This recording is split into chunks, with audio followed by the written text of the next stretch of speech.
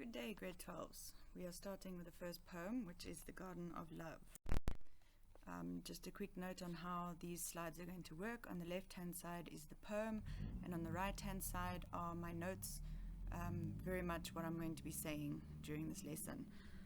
Please use these lessons in conjunction with the written note, the handwritten notes that I've been talking about, that I've already sent you, and then the study guide questions that I've asked you to work through already as well.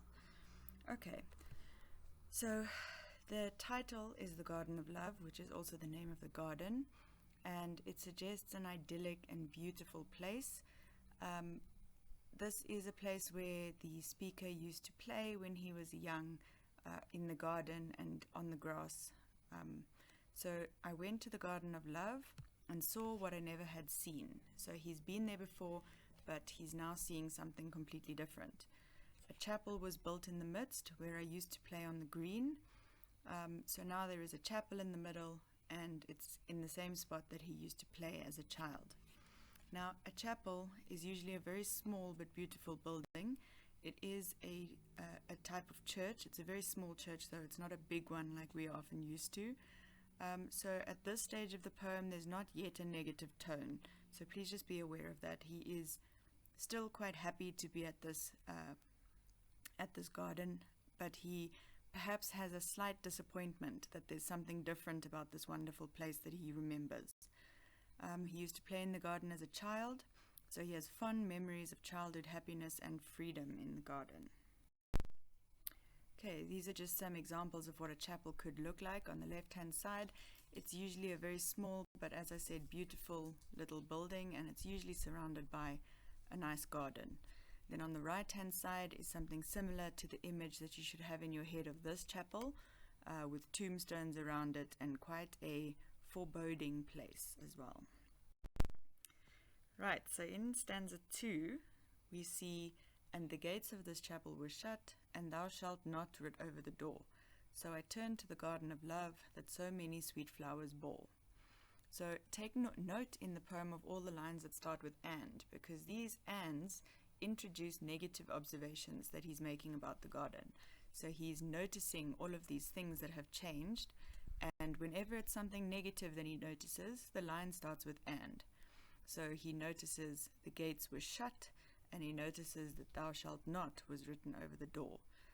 Now, if you think of the connotations of a church, it's supposed to be a very welcoming place that's free of judgment, but this chapel is different. It's not welcoming. The gates are shut.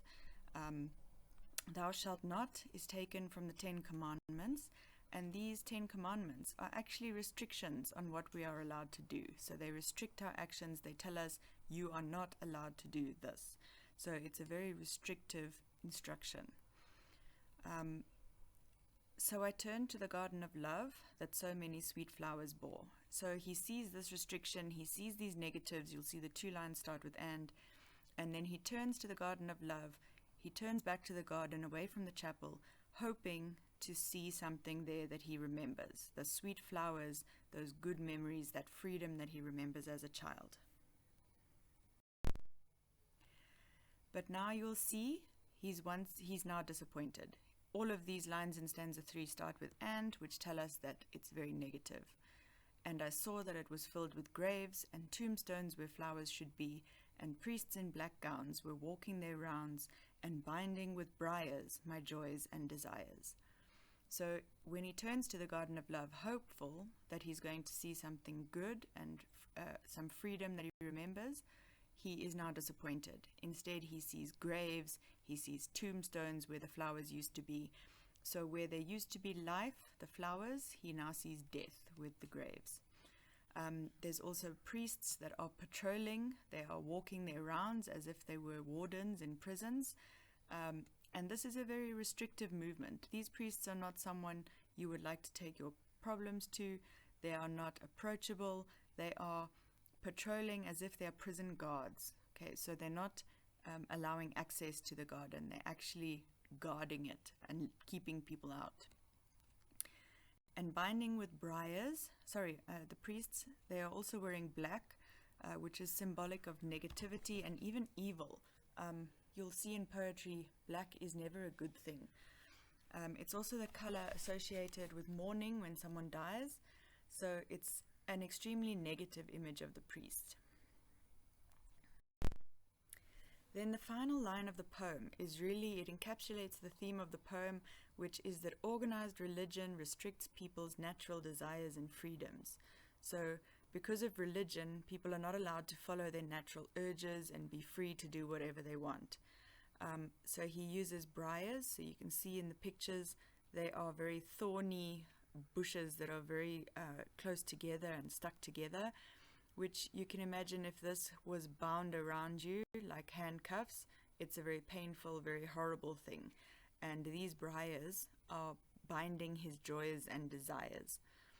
So he's feeling like all of these negatives that the church has created in this garden are now restricting him and binding him and taking away the freedoms that he experienced there as a child. You'll see the symbol, the and symbol that's used instead of and. It seems to be like the final rebellion against the restrictions that the speaker is feeling. It's like that last attempt at freedom that he's getting by breaking the laws of language almost. Okay, so I've just put here on the right hand side, these are the handwritten notes that I'm talking about. Please make sure that you're using them. They are extremely detailed. I've gone through everything with you, or I've written everything down for you there. Please make sure you understand every single word in every single poem. Please don't lose marks just because you didn't bother to look up a word. Most of them I've done for you in these notes, but please, if there's anything that I haven't done that you still don't know, then please make sure you look it up.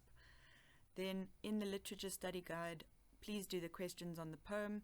They are 2.7.1 and they are on page 21. Good luck. Let me know if you have any issues.